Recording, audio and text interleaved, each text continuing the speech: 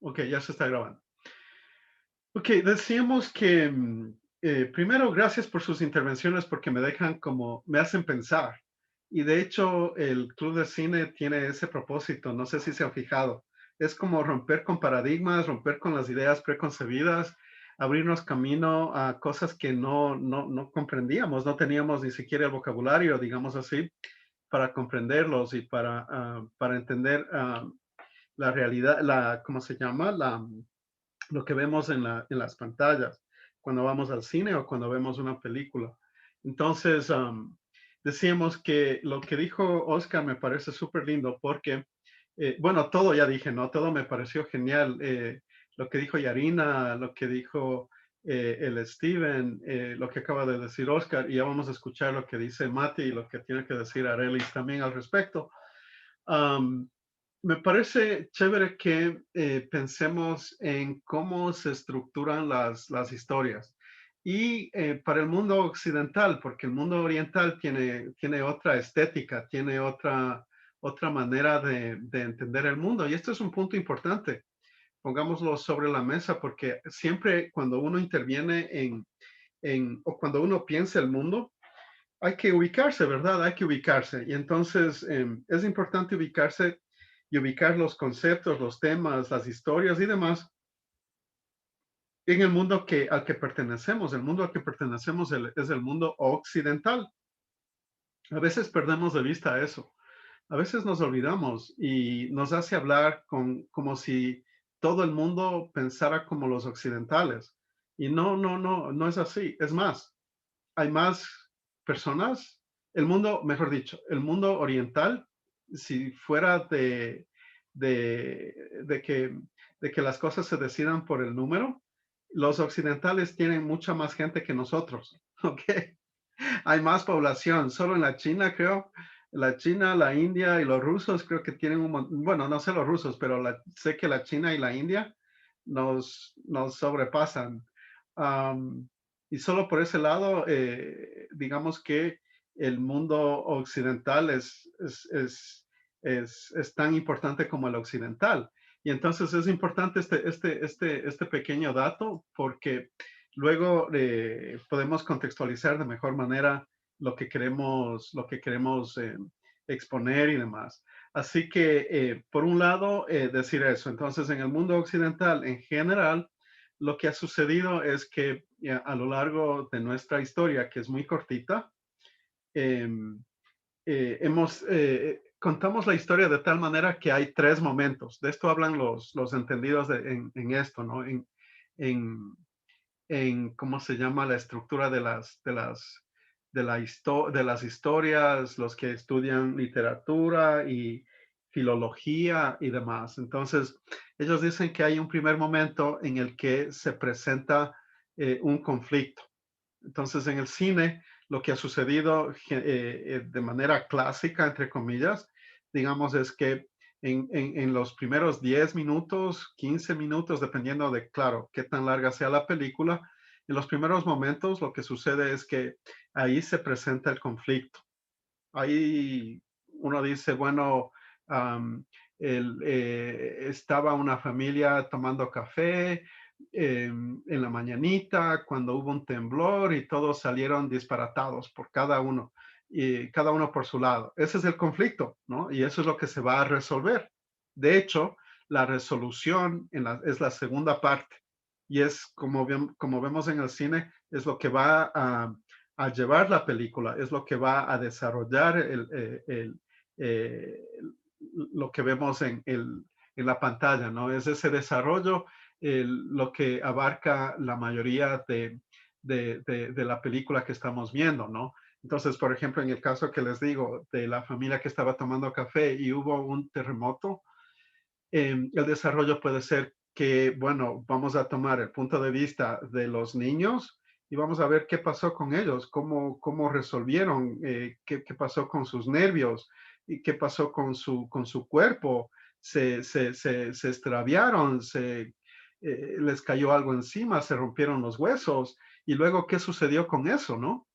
Fueron a la escuela, no fueron a la escuela. Todo eso es parte de, digamos, del desarrollo de la problemática de, del problema inicial. Y luego hay un momento en el que no sé si alguien se recuerda, no sé si alguien se recuerda cómo se llama el punto al que llega la historia. Es como llegar a una cumbre. Llega a un punto y uno tiene que aprender. Con los años uno aprende. Esto se aprende con los años. Pues con los años, quiero decir, no por la edad, sino por el gusto por ver cine. Entonces uno, mientras más películas ve, más fácil se le hace determinar, identificar ciertos elementos. Entonces, en este punto de la historia, es como que va trepando, trepando, trepando, trepando, trepando el desarrollo, llega a un punto y que es bien, bien evidente en la película, y uno dice, ah, ya sé, ese es el punto después del cual viene un descenso. Entonces, si graficáramos esto, estaríamos hablando de que en los primeros 10 minutos se plantea el conflicto. En el resto va creciendo, creciendo como una montaña y es todo el desarrollo. O sea, van pasando sucesos, acontecimientos, se va armando la trama, se van identificando los personajes de mejor manera, se van viendo unos a otros, nosotros nos metemos en la historia y estamos ahí viendo lo que pasa con uno, viendo lo que pasa con otro, estamos ahí tratando de entender qué mismo, por dónde mismo va la trama, cómo se desarrollan, cómo se resuelven, no cómo se resuelven, sino cómo cada uno desde su perspectiva o desde su experiencia alimenta la trama. Ese sería el punto.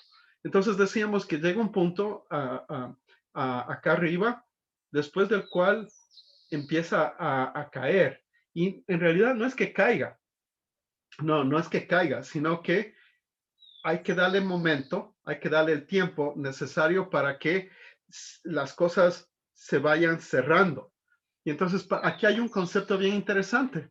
Aquí hay un concepto bien interesante. Todo es cuestión de conceptos, ¿verdad? Y de lenguaje. Porque si uno no entiende el lenguaje, entonces no puede entender las cosas y no le da sentido a lo que ve.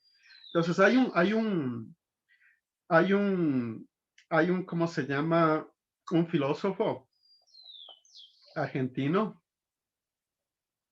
que me encanta y les voy a compartir. Él se llama el Darío Z, que creo que los que están aquí, Oscar, Arelis y Yarina, sí me han escuchado en los cursos. El Darío Z, si uno le busca en internet al Darío Z, él va a encontrar millones de cosas y él es una persona bastante, bastante brillante. Me encanta su manera de ser y pensar el mundo y hablar y todo eso. ¿Por qué les menciono a él? Porque tiene un concepto bien interesante cuando habla. Y entonces él habla de abrir puertas. Abre una puerta, dice él, o abre una ventana. Y entonces cuando él está hablando es chistoso porque uno es fácil entenderle de esa manera. Porque él dice, voy a abrir esto y lanza la idea. Y dice, me voy a ir por acá y abro esta ventana o esta puerta y se va por acá.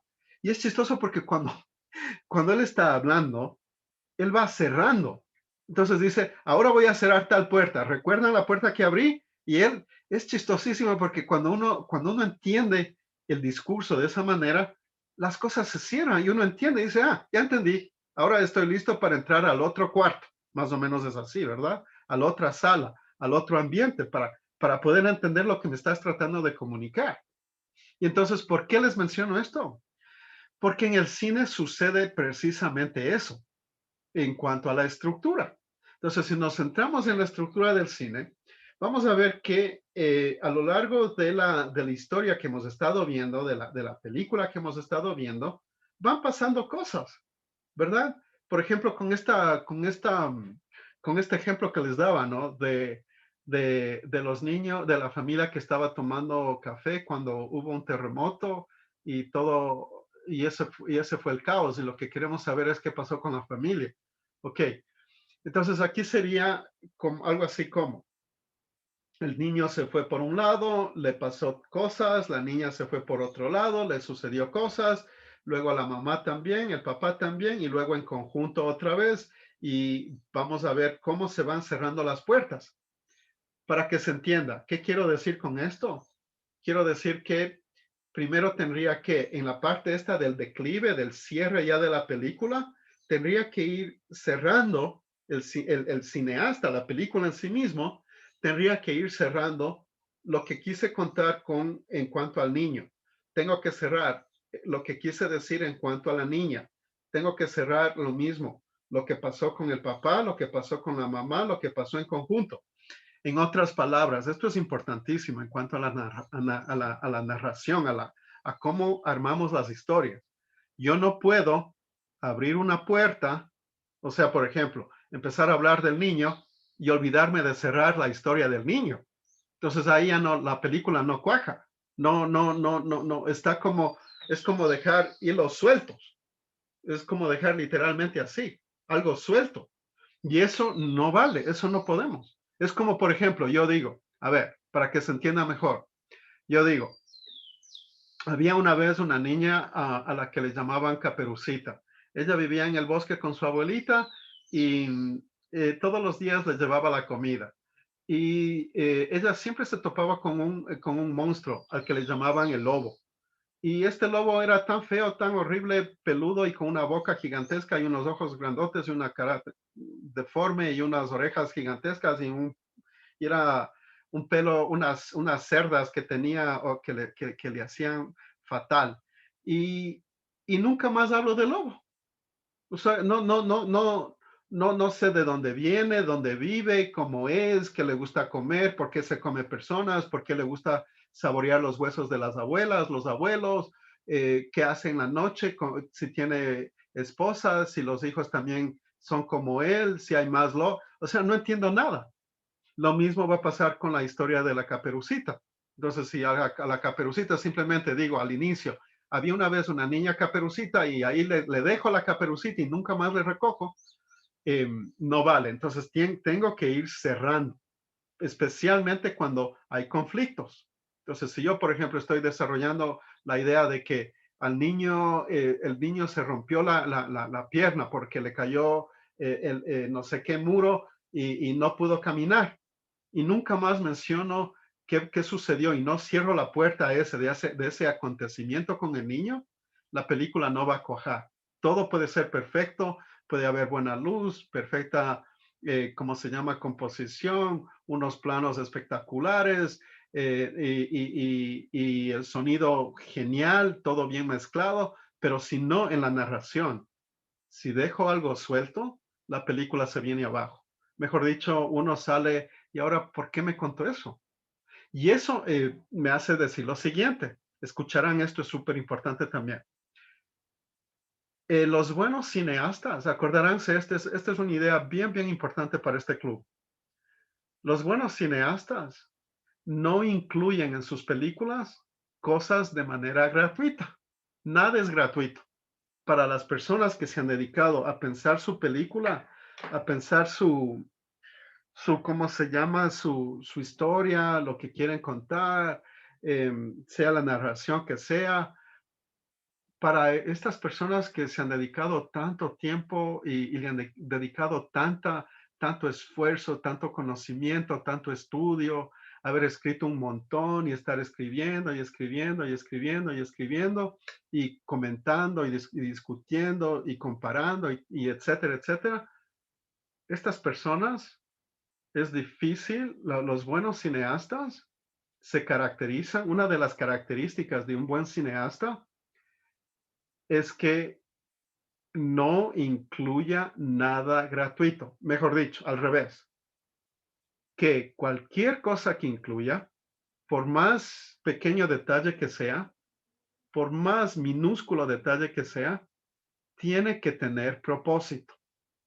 ¿A qué me refiero? Escucharán, ¿a qué me refiero en particular? Me refiero a que, por ejemplo, tengo que cuidar el color de las paredes. ¿Qué color porque eso va a crear luego ambiente, ¿verdad? ¿Qué color quiero? Quiero a manera de pasteles, quiero que conjugue con el sentimiento que quiero evocar. Por ejemplo, les menciono, Hay una película que se llama, bueno, no me acuerdo cómo se llama, pero, no, sí, sí, Cries and Whispers de Bergman, de este cineasta, ¿cómo se llama? Danés, no, no es danés el Bergman es, es finlandés, o no, danés, creo que es danés. Bueno, no me acuerdo. Juan, ¿tú sabes? Del Birdman del año, hace 2 años atrás. No, no, no, de Ingmar Bergman, verás, les voy a Ah, escribir. Ingmar Bergman, claro. Es Él sueco. Es es sueco, sueco, perdón, sí, perdón. sueco. Perfecto. Entonces, Bergman tiene una película, vamos a escribir esto. Bergman es lo que se llama cineasta para cineastas. Eso no quiere decir que no uno como que es la primera vez que le escucha a este señor ya no le entendió y nunca más se acerca. No, todo lo contrario. Cuando se dice que es cineasta para cineastas, es que es uno como un dios en la cinematografía.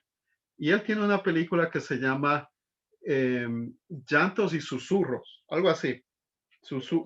Una que me acuerdo ahorita es del Séptimo Sello también. El séptimo sello. Exacto, Está en el hablemos del YouTube, séptimo sello. Sí, sí, está en sí. YouTube y en español. Sí, Está bueno. genial, genial, genial. Hablemos del séptimo sello.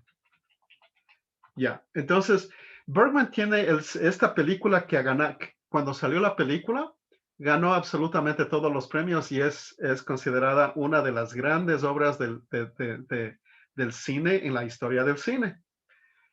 Cuando uno ve el séptimo sello y estamos diciendo que cuida todos los detalles y yo había hecho referencia a las paredes, pues verán, cuando ven esta película es chistosísimo, ahorita me está dando como, me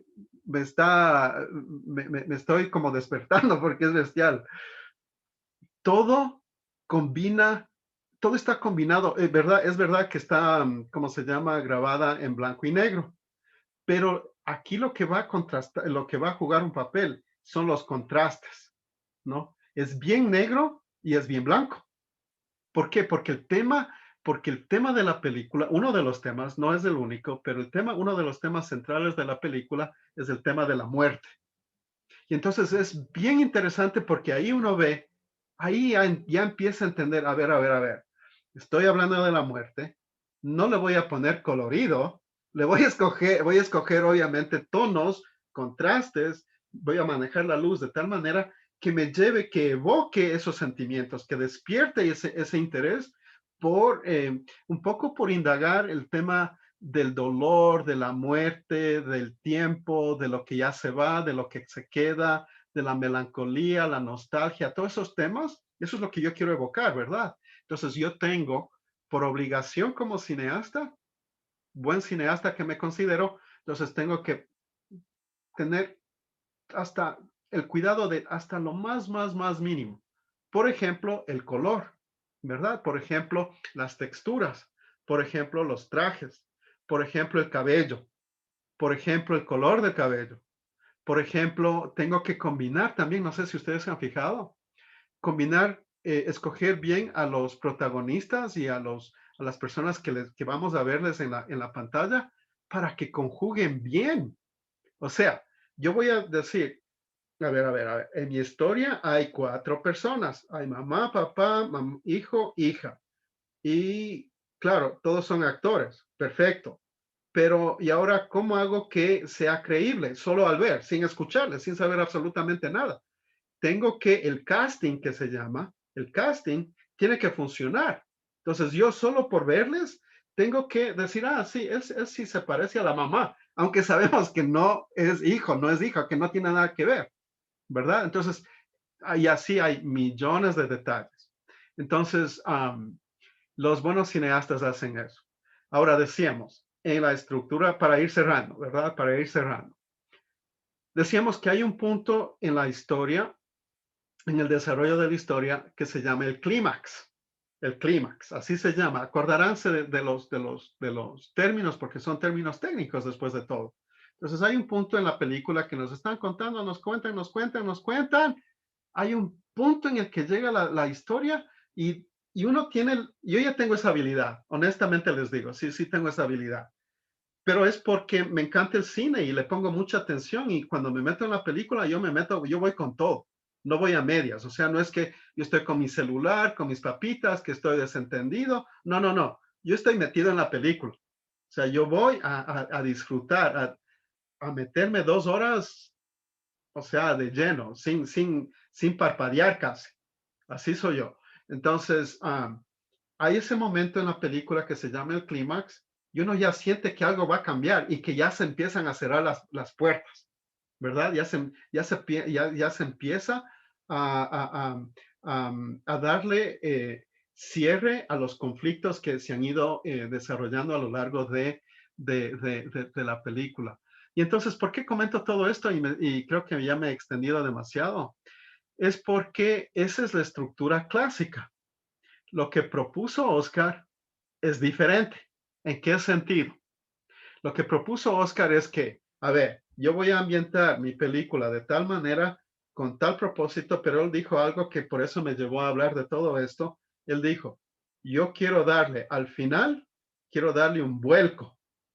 Quiero hacer que, voy a aparentar que le estoy contando una historia clásica. O sea, hay un conflicto, se va desarrollando, pero quiero hacer que al final del cuento la audiencia, las personas que van a ver la historia, eh, se, lleven, se lleven una sorpresa.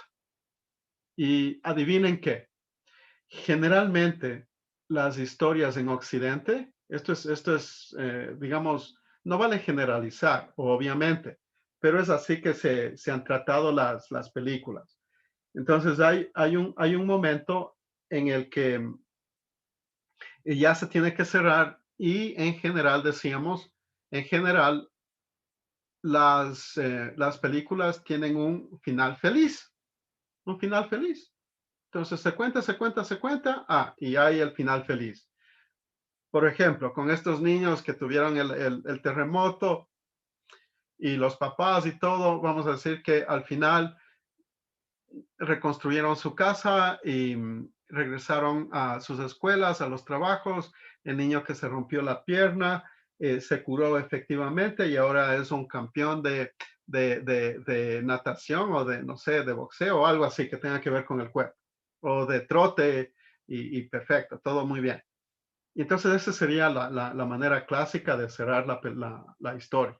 Pero lo que proponía Oscar es, no, yo quiero darle un vuelco, se llama vuelco, darle un vuelco, quiere decir que voy a girar, va a haber un momento en el que todo va bien, pero hay un giro. O sea, voy recto, recto, recto y luego me abro a 45 grados y voy por otro camino. Y entonces no es lo que yo me esperaba. Eso hay que tener, varias películas proponen eso y es chistoso, pero hay que tener mucho cuidado con eso, porque a veces en vez de ser una sorpresa, puede ser decepcionante. Ahora, ¿por qué puede ser decepcionante? Bueno, por obvias razones, ¿no? Porque después de todo, le hemos acompañado 2 horas y estamos ahí queriendo que termine bien, no que termine mal. Yo no quiero sorprenderme, porque para eso yo quiero ver más bien una película de suspenso y ya sé en lo que me he metido. Claro, ya sé lo que me he metido y ahí lo que quiero más que la historia misma es que me sorprenda, que me asusten, que me lleven por unos caminos desconocidos. Pero para eso hay ese género. Ahora, si me están contando una historia, qué sé yo, un drama familiar, como el ejemplo que les decía, y de pronto me llevan por otro camino y me dicen, no, lo que pasa era que todo esto era un sueño, por ejemplo. Ese es un giro clásico, ¿verdad? Que me están contando la historia, pero luego alguien se despierta y entonces llega un punto en la historia en que, todo lo que me contaron, o sea, la hora y media que se pasaron contando, fue solo un sueño. Lo siento, fue un sueño. Ok. Y entonces uno dice, ¿para qué me cuentan tanto? ¿Qué les pasa? No, yo no quiero así. ¿Sí me entienden? Claro, todo depende obviamente cómo uno trate el tema y demás. Dicho todo eso, me encantaría, ¿cómo se llama? Que quede claro, ¿no? ¿Cuál es la estructura de las películas en general? ¿Cómo se llama esto del clímax? Que es importantísimo. Y la próxima vez que vean una película, por favor, les pido eso, ¿ya?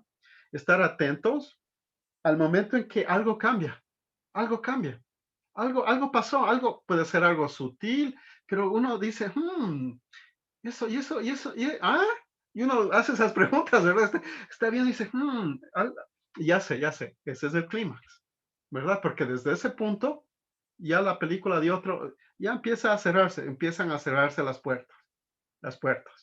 Y entonces, genial. ¿Sí se entendió lo que quiero decir o no? ¿Alguna pregunta que ustedes tengan? ¿Alguna acotación? Yo en realidad algo, Rodrigo, porque si bien respecto a lo que hablábamos de la banda sonora, de qué enfoque le daría yo a esa banda sonora, fue por ese lado el enfoque que le di. Pero alguna vez había leído de que este tipo de películas con final trágico o algo así, o que da un giro argumental, tienen más éxito en Occidente que Oriente. Y es porque, si bien es cierto, no sé si sea cierto, pero eso digo, alguna vez leí y es difícil recordar porque fue hace tiempo, de donde que acá en Oriente siempre estamos acostumbrados a la película clásica, que tiene que tener final feliz o si no ya la catalogamos enseguida como película mala y enseguida no tiene éxito. Entonces, no sé si eso sea verídico porque, como digo, lo leí hace mucho tiempo y en ese entonces quizá no comprobaba si las fuentes eran ciertas o esto que el otro, pero ahora sí me llega la cuestión de si es verdad y de hecho creo que como tarea personal haré una investigación si es verdad que tienen más éxito en Occidente este tipo de películas que acá. Ahora, pero verás, Oscar, ahí no te confundirás porque te escucho Occidente-Oriente. Verás, si alguien te pregunta, ¿el Ecuador a qué pertenece? ¿A Oriente o a Occidente? Pertenecemos a Occidente. O sea, aunque Ah, no sí, querrá, aunque muchos digamos, no, yo no soy de Occidente, o no estoy de acuerdo con el capitalismo, no estoy de acuerdo con la libertad de expresión, no comulgo con el libertinaje que se llama, ¿no? Que muchos escuchamos eso acá. Pero bueno, la verdad, aunque no nos guste, es que nosotros vemos hacia el norte. Es más, les recuerdo, el día lunes 24 de mayo, quedan 3, 4 días, va a asumir el poder alguien que comulga con los Estados Unidos. Yo pienso que está bien. Yo sinceramente pienso que está bien, que es bueno, que se abra y que no estemos ahí viendo donde no hay nada, donde hay mucha corrupción. No quiero ser Venezuela, por lo menos yo, no sé ustedes. O sea, yo no quiero vivir en un lugar donde yo no me pueda expresar, donde no podamos tener un club de cine para hablar lo que nos gusta hablar, sino que, y cosas por el estilo. Entonces, ¿por qué menciono eso? Bueno, porque pertenecemos a Occidente, aunque no nos guste, aunque estemos en desacuerdo. Tenemos el derecho para estar en desacuerdo. De hecho, esa es la base sobre la cual se funda el Estado, el Estado actual, en 1978, que retoma la democracia del Ecuador, ¿no? Se retoma con la idea de, ¿cómo se llama? Encauzar el proyecto Ecuador, que se llama el proyecto Ecuador, ¿verdad? Del país, retoma los caminos de la democracia en ese sentido precisamente, en regresar a lo que los Estados Unidos nos enseñó. Eso no podemos evitar. No debemos engañarnos además, porque y no estoy diciendo exagerar, no estoy mintiendo, no estoy exagerando y no estoy vendiendo la idea de los Estados Unidos como, wow, lo mejor que hay en el mundo. No estoy diciendo eso. Estoy diciendo que el mundo occidental eh, sí defiende la democracia, nos guste o no. Y creo que es bien importante esto. Es súper importante tener esto en mente, tener bien claro y también, claro, obviamente, también saber ser crítico, porque uno no se puede tragar la píldora, Occidente es lo mejor que hay, los Estados Unidos es el genio del mundo y todos debemos emular lo que hacen los Estados Unidos. No estoy diciendo eso, para nada. Pero regresemos a donde estábamos. El asunto está en que nosotros pertenecemos a Occidente y es chistoso porque cuando hablamos de cine, si ustedes ven cuál es la historia del cine latinoamericano, es chistosísimo, ¿no? Porque hay como varios caminos que se van bifurcando, pero todos van encaminados hacia explorar las historias personales nuestras. Y eso es algo único en Occidente. Lo que no pasa en la China, por ejemplo. Fíjense. O sea, en serio, es chistosísimo. O lo que no pasa en la India con Bollywood. ¿Sabían que en la India es donde más películas se hacen? Y Bollywood es chistosísimo porque es un caso bien especial. Ahí suceden otras cosas, tienen otra estética, otra manera de experimentar el cine. Lo mismo los chinos, en general, ¿verdad? Que apelan al Estado, o sea, hacen sus películas de acuerdo a los dictámenes del Estado. Eso no sucede acá. Eso no sucede acá, en general, en general. De eso vamos a hablar mucho. Ojalá tengamos más tiempo, nos podamos meter más a profundidad con estos temas, porque hacer cine también es un acto político. Ajá, hacer cine también es un acto político. Así que chévere poder tener esta conversación. No sé si hay alguna pregunta. Juan, no, verás, había puesto lo que sucede es esto y también Arelis. Había puesto una banda sonora de una película que se llama, el cineasta él se llama Sean Carruth. Y la película, estoy escribiendo aquí en el chat, y la película se llama Upstream Color. No sé cómo se traduzca al español. Es una película, es una banda sonora que a mí me gusta muchísimo. Él es el tipo de cineasta todoterreno. ¿Y, y qué quiere decir eso? Bueno, él se encargó de escribir la película, de dirigir, de actuar y de hacer la banda sonora también. Es una película muy, muy especial. Um, y la tarea consistía, el ejercicio consistió en cómo aplicar la banda sonora que estábamos escuchando en una escena y por qué, y qué se buscaría evocar. Ese era el planteamiento. Les quiero compartir, antes de terminar, porque ya se acaba el tiempo, quisiera compartir con ustedes el tema del sonido que venimos trabajando. El sonido entendido como el esfuerzo, ya lo dijimos el día martes, el esfuerzo por complementar lo visual de tal manera que tenga sentido, que le dé peso, que le dé también contraste y que le dé más que nada eco. Eso es un concepto bien interesante, bien, no interesante, importante. El esfuerzo que se hace porque las cosas que vemos que son planas de 2 dimensiones en la pantalla, lo que se busca es que tengan eco. Eso solo sucede con cosas como, por ejemplo, el sonido. Ahí las cosas ya cobran una dimensión diferente. Ese es el esfuerzo que hace el sonidista, el diseñador de sonido. Recuerden que ese es el concepto preciso, diseño de sonido. Entonces, quiero compartir con ustedes rapidito, un minutito, 2 minutitos quizá, de la película de esta semana. Por favor, deme un minutito. Y luego quiero escuchar sus comentarios.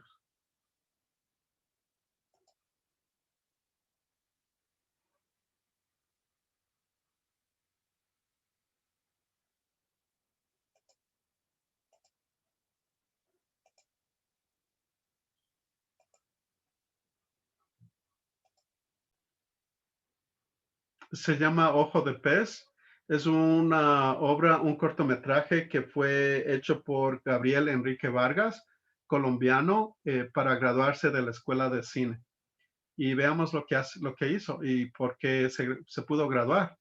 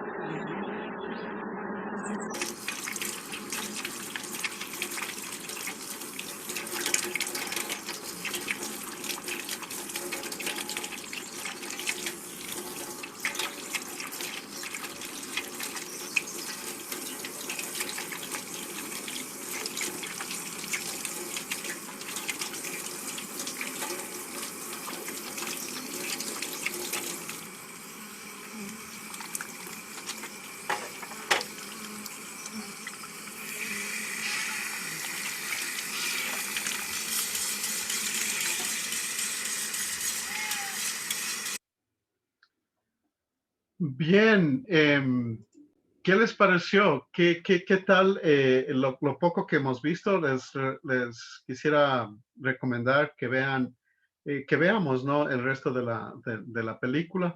Es una película bastante interesante en todo sentido. Hay un tema que él trabaja en esta película que ahorita no queda muy evidente, pero quisiera escucharles a ustedes. ¿Qué tal el sonido, el diseño de sonido? Juan, ¿podemos empezar contigo? En tus comentarios, por favor. Sí, me gustó bastante el tema, como tú dices, diseño. Aquí estamos viendo que todo lo que ves en pantalla lo están retratando también en el sonido. Por ejemplo, puede ser los pasos, el aleteo del pez. Tiene consistencia el sonido, ¿no? O sea, es un acompañamiento muy bueno. Te hace sentir la escena, te hace estar en la escena. Me pareció muy bueno el diseño. Ajá. Sí, Aparte de que me gusta el blanco y negro, ¿no? Justo les iba, bueno, sí. no sé si habrá tiempo. Tengo me hiciste acuerdo de un cortometraje chiquitito que tengo solo con imágenes y música, que era justo por la cuestión de diseño. Digo, de pronto les puede encantar Claro que sí, claro que sí. Hagamos una esto. ronda rapidita. Si desean, les puedo Sí, sí, sí, compartir. sí. Por favor, una ronda rapidita de Claro, menos claro. de 20 segundos cada uno. ¿Qué te pareció, Arelis? Súper interesante el cómo acompaña las imágenes del pez y el ritmo de, o sea, y la música, de cómo Ujú. iba a la par todo. Sí, sí, sí, sí. Es chévere cómo lo pones, ¿no? Porque las cosas cuajan. O sea, las cosas van teniendo sentido. Chévere. Exacto. Ese es un buen criterio para empezar a ser críticos de cine, literalmente. Un buen crítico de cine se fija en eso. Dice, a ver, ¿las cosas están cuajando o no? ¿Me están queriendo contar cosas raras que no tienen sentido, incluyendo cosas que no vienen al caso y cosas así? Perfecto. Yarina. Sí, a mí me gustó mucho porque el cortometraje al inicio te hace ver todo lo que pasa en realidad, todas las escenas y todo lo que ponía en pantalla, siempre lo hemos visto, es algo natural, es algo que nosotros ya conocíamos. Ujú. Sí, sí, sí, sí, también hay eso. Steven. También como que no, ya nos da a entender que cada cosa que hagamos tiene un sonido diferente.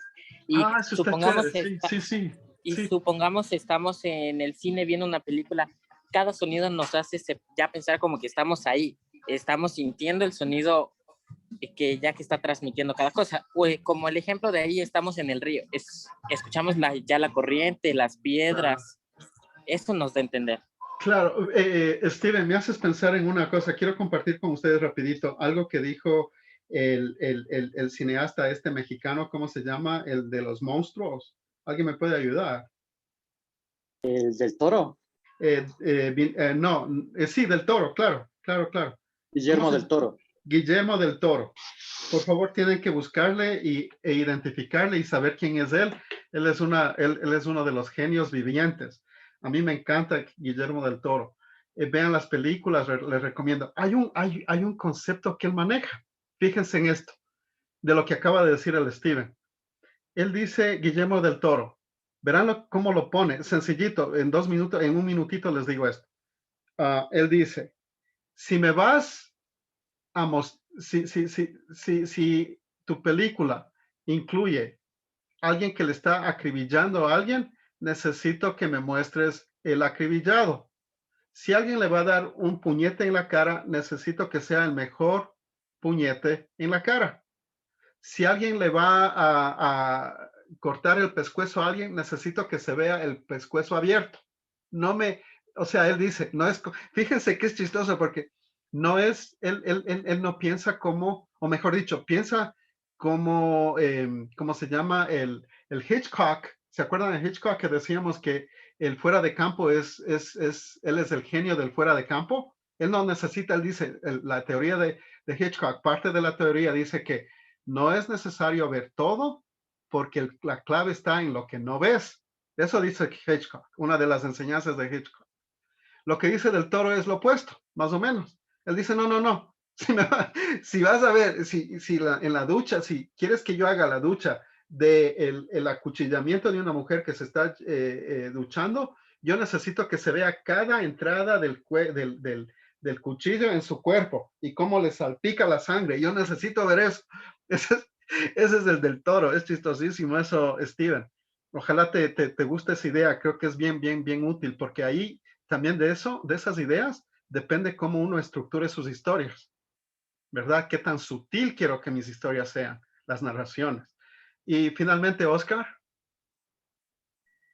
Bueno, yo primero me pregunté por qué se llama ojo de pez. Después me di cuenta que se estaba fijando en los detalles. Después me di cuenta que al morir el pez, incluso muriendo, no cierra el ojo. Y después acabo de leer que el pez no escucha, sino tiene un órgano sensorial que le permite percibir. Entonces se me ocurrió decir de que mientras más atentos estemos a los detalles, más vamos a captar. Y el sentido del oído nos permite captar sin necesidad de ver, en el sentido de que podríamos diferenciar qué es un sonido de llave, de agua cayendo de una llave, a cuál es el sonido de un río.